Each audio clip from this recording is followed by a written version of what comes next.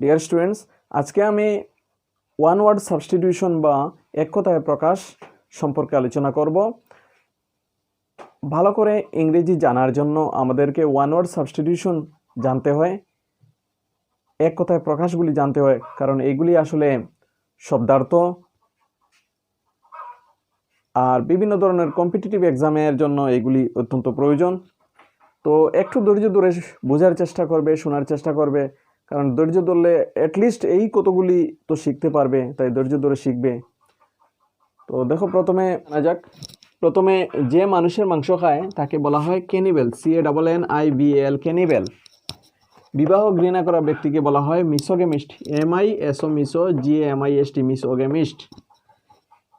একজন স্বামী বা স্ত্রী থাকা বিবাহকে বলা হয় মনোগেমি, MONO, মনো মিন্স ওয়ান, GAMY, মনোগেমি।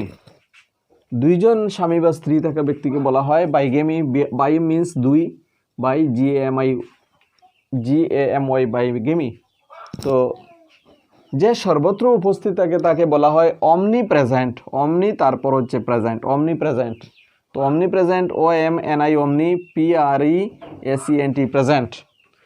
যে সর্বশক্তিমান তাকে বলা হয় অমনিপটেন্ট, অমনি তারপর হচ্ছে পটেন্ট, POTENT, পটেন্ট।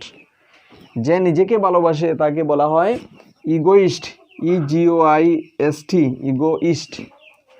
যে অন্যকে ভালোবাসে তাকে বলা হয় অ্যালট্রুইস্ট, ALTRUIST, অ্যালট্রুইস্ট, ALTRUIST, অ্যালট্রুইস্ট।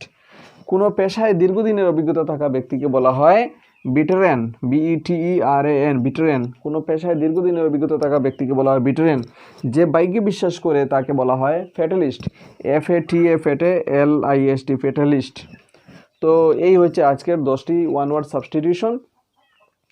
এগুলি লিখতে পারার জন্য, আবার দেখার জন্য আমি এইগুলি ভিডিও ডেসক্রিপশন বক্সে দিয়ে দেব, সেখান থেকে লিখে নিতে পারো।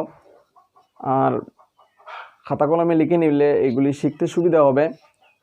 আর চ্যানেলটি সাবস্ক্রাইব করবে, ভালো লাগলে একটি লাইক দিয়ে দেবে। ধন্যবাদ।